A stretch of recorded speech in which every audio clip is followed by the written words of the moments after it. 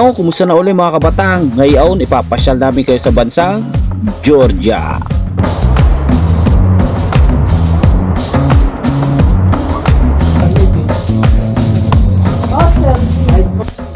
Dini sa eksenang are, makikita natin, kami galing din sa accommodation namin diyan sa kaliwa. At paglabas namin, may namit kaming isang grupo din ng mga kabayan na may tourist guide. Yung tourist guide diyan ay yung panok na lalaki yan. Nakisali na sa amin at iniwan na kanyang grupo.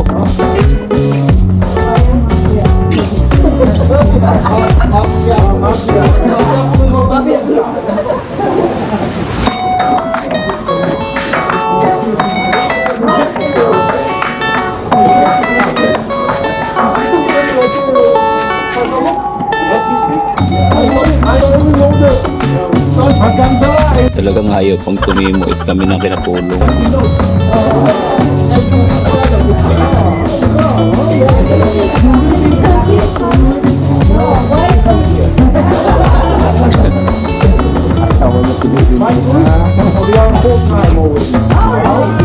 Ngayon kung makikita ninyo diyan yung kanyang grupo na kanyang kliyente, ayun, nadoon pa sa taas. At yan ay paano yung palusong huyan aming accommodation. Ay sa amin na sumama talaga automatic.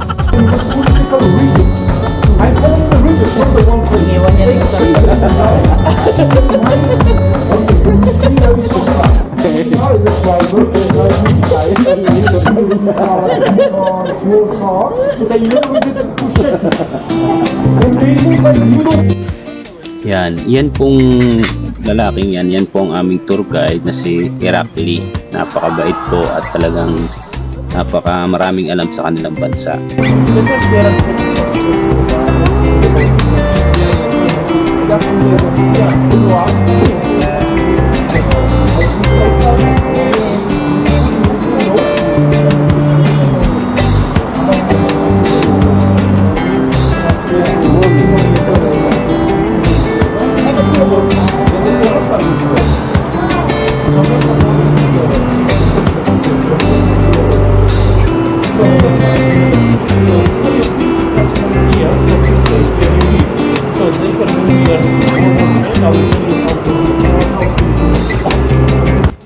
Yan, kung makikita ninyo diyan ang aming mga suot ay talagang kami balot na balot, mga naka gloves pa kami. Totoong kahit hindi naman mahangin ay napakaginaw.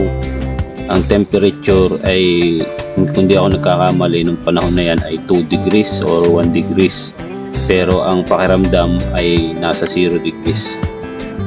Imaginein mo pagka yan ay nakahangin pa.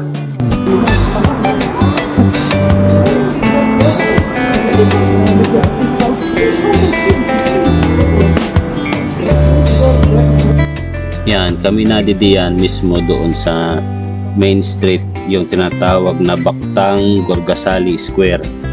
Ang opposite niyan ay yung Mektekhi Bridge. Kita niyo mga aso din ni kalat. Kagaganda ng mga aso din, hindi gaya na sa atin na Pascal na payat din. Talagang malalaki na bilahi din talagang ang mga aso.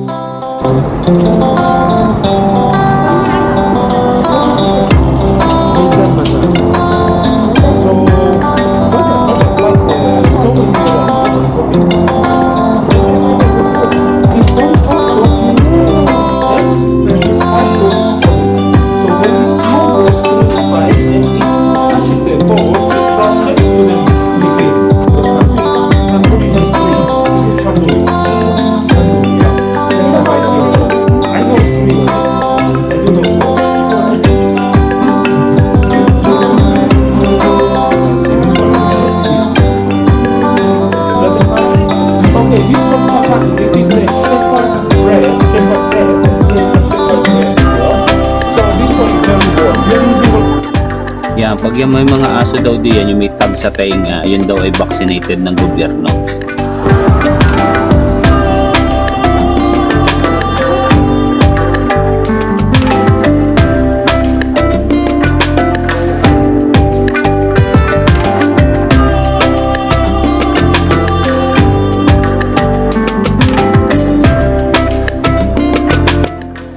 Yan, yung likod na part na yan yung likod ng main street. makikita natin dyan, marami ding mga graffiti. Tapos dyan yung mga iba na nagbebenta ng mga carpet. So hindi lang dyan, pero yan yung dinaanan namin papunta doon sa mga ibang mga lumang infrastructure, kasi maraming mga lumang churches dito sa Georgia dahil sila ay Orthodox Christians.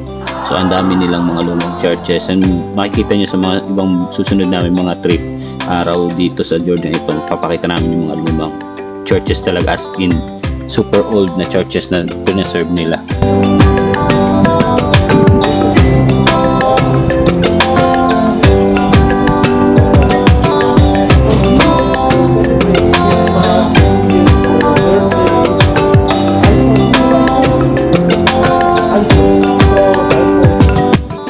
Yung dinadaanan namin dyan ngayon ay papunta kami doon sa tinatawag nung The Clock Tower. So kung makikita ninyo, yung skinitan dinadaanan namin is minamaximize talaga ng dyan ng mga tao, kasi tourist spot din talaga dinadaanan yan. So every hour, like yung normal na clock tower, doon lumalabas yung yung parang tutunog ng bell kung saan nakatapat yung ganun kadami yung tunog ng bell. So tingnan natin.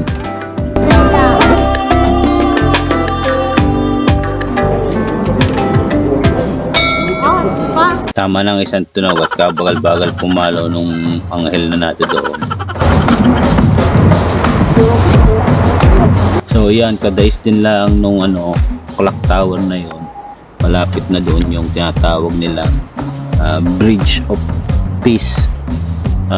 Gawa na, kaya daw tinawag na Bridge of Peace yan, parang something na yung gera yung nakaraan, tapos dyan na nagkasundo-sundo, tapos ginawa nila ng parang monumento na tulay at tinawag nilang Bridge of Peace, parang something na gano'n. Ewan ko, English kahit kunawaan yung pagsasabi nung aming tour guide, pero ang nila, ang lengguwahe talaga ng mga taga Georgia is Georgian language, so hindi ko maintindihan, hindi siya English. Then naging English lang sila, but kakaunti sa kanila yung nagsasalita talaga ng English language.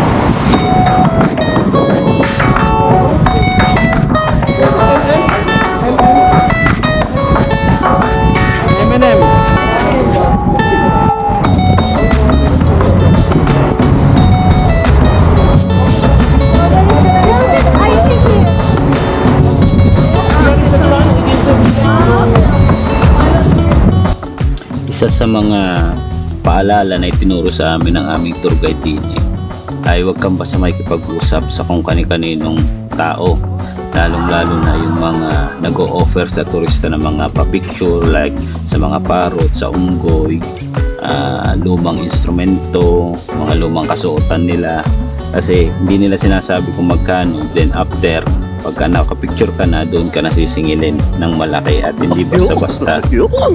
Kaya si Mrs. dito pinigilan ko na hawak ako niya cellphone niya, magpipicturean niya sana yung parrot niya. Nakahapon di yan na kulay asul, pero may nauna sa amin na magshota yata na nagpa-picture doon sa unggoy, at ngayon nagkakasingilan yata sila diya.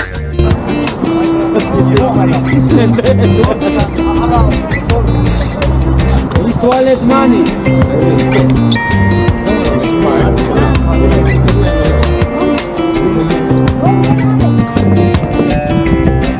Yun, naulinigan naman ninyo. Sabi ng babae, wala na akong pera. Sinisingil uli kasi binaabot lang niya 5 lari. Sabi nung lalaki na may-ari ng parrot, toilet money lang daw yun.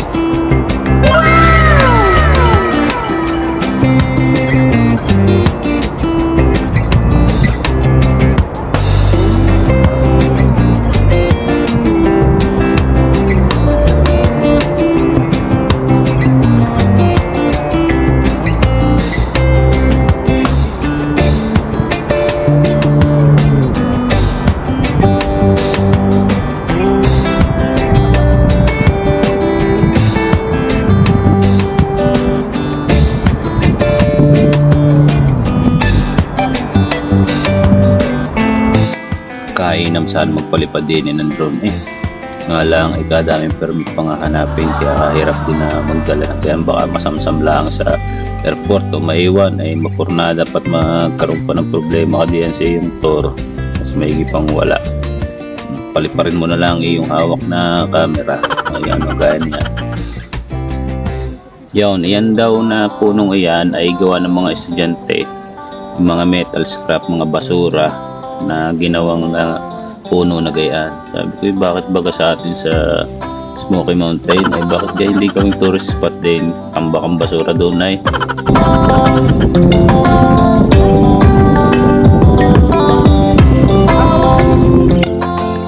So yan ang cable car din. Ginawang tourist spot sila para mapuntahan yung isang pasyalan din doon sa taas, lumang castle din o lumang fortress yata daw yun.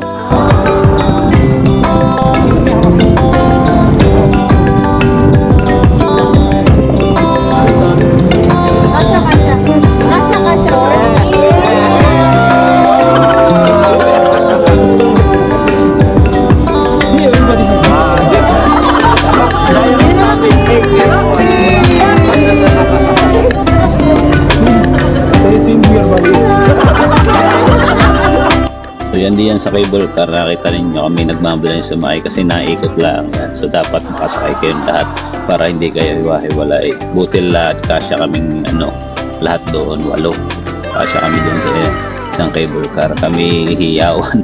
Nakakatuwa din sa bansang part ng mga Europe na gayaan. Sila ay walang pakialam din kahit kayo mag-ingay, kahit kayo magsaya ng sila hindi sila masyado na chismosa, hindi sila masyadong marites ng gaya natin. Pero nagtitingin na din sila at sila ay nakikingiti sa saya natin. Parang alam nila mga banong kami mong yan. It's free for you.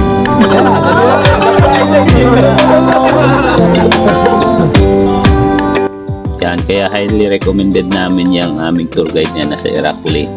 Kasi kaya ko sinana ulit namin na cheaper kasi hindi na kami siningilan ng ng pambayad, siya lahat na nagbayad kasi may may bibiling ka pang card, access card, tapos loloadan mo, babayaran. So ginamit na lang niya yung kanyang card, hindi na kami pinabayad, siya na lang din na nag-tap isa-isa kami pumapasok. So highly recommended kung kukunin nyo, papasyal kayo sa Georgia, kunin nyo si Irakli, marami kang mapupuntahan kayong mga lugar.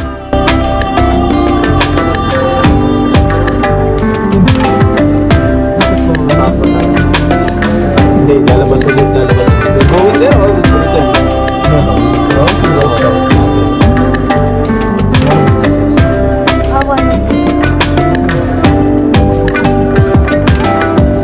See, because it's free, they want to wait, huh? You give it them, they ask you more.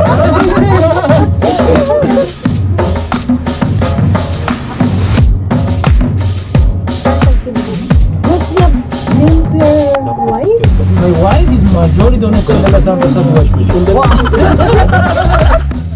Yan, kaya nga pala malapit yan sa mga Pilipino ay ang kanyang asawa ay Pilipina na taga Laguna at nakilala niya sa bansang Qatar. So yun, kaya recommended talaga namin siya kung kayo pupunta doon.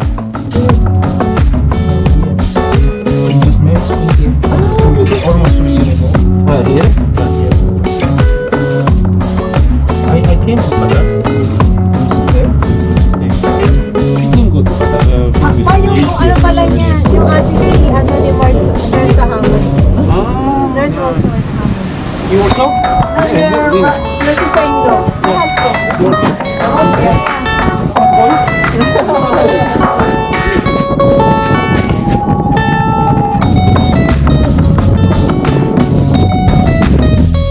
Dini sa taas na are ay pag sa ginaw sobra at ay pahapon na rin. Kaagahong lumubog ng araw din gawa ng winter ang paglubog ng araw ay wari ko alas 5, alas 4 nakalubog ng araw, medyo madilim-dilim na yan.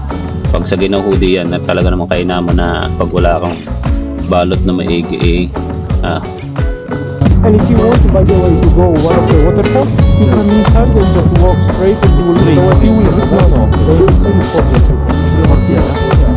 Yun, isa nga pala nga umaobserbahan ninyo, kami galing baba, paahon. Yung iba galing taas, taas bababa ng cable car. Ang isa nga palang dahilan diyan, sabi namin tour guide, ay aling bagang mas nakakapagod, yung papanhike o yung papanaod. Kaya mas inuna namin yung baba bago sa taas ay cable car paahon.